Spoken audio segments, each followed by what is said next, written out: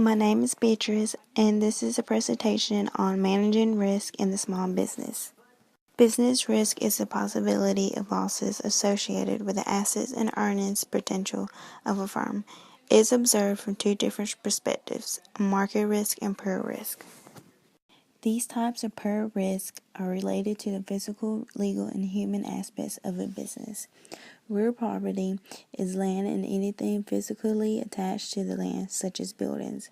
Personal property is any property other than real property, including machinery, inventory, and vehicles. Replacement value of property is the cost of replacing personal property and rebuilding real property at today's prices. Actual cash value is an insurance term that refers to the depreciation value of a property. Peril is the cause of loss either through natural events or through the actions of people. Small businesses has two types of losses, indirect loss and direct loss. Direct is a loss in which physical damage such as a fire does damage and reduces the business value to the property owner. Indirect is a loss arising from inability to carry on normal operations due to direct loss of property. When a business is growing, it has a business risk, which is the legal liability that may arise from many business activities. Laws are created to protect its citizens, and if a business violates these laws, they can be held accountable for any resulting loss or damage. Statutory liability is enacted with workers' compensation legislation, which is laws that obligate the employer to pay employees for any injuries or illness due to the job. Contractual liability deals with an indemnification clause which requires one party to assume the financial consequences of another party's legal liabilities.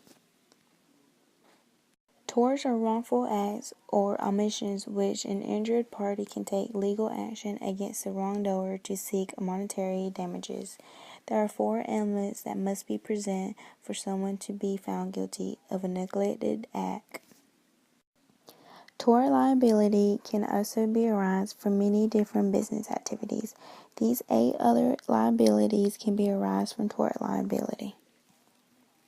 Personal risk are risks that directly affect individual employees but may have an indirect impact on a business as well. As you can see, there are 3 primary risks. Premature death deals with dying early and how it can cause a financial problem for both the family of the person and their employer.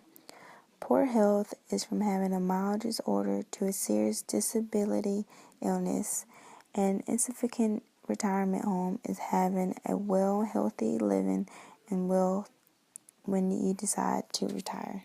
Risk management covers both insurable and uninsurable risk and includes non-insurance approaches to reduce all types of risk. It is also concerned with finding the best way possible to reduce the cost of dealing with risk. These 5 steps are required to develop and implement a risk management program. Step 1 is essential that a business owner be aware of the risks the firm faces. A business can use methods such as an insurance policy, checklists, and questionnaires and analyze a firm's operation, customers, and faculties.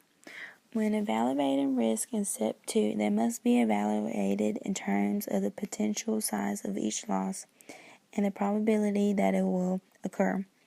Risk control and risk financing are 2 methods that you can choose from to manage risk in step 3. In step 4, after the decision has been made, the decision must be followed by action. Step 5 is the most important to do because new risks arise and older ones disappear. And when reviewing, you can find any mistakes along doing this process. This is just showing a visual way of the many risks there is to taking the road to success. In a small business, risk management is much more difficult than in a large firm. There are 2 different types of risks faced by the firm in which they can find ways to cope with them as well. Risk control, which involves minimizing loss through prevention, avoidance, and reduction. Risk financing focuses on making funds available for losses that cannot be eliminated by risk control and involves transferring the risk or retaining the risk.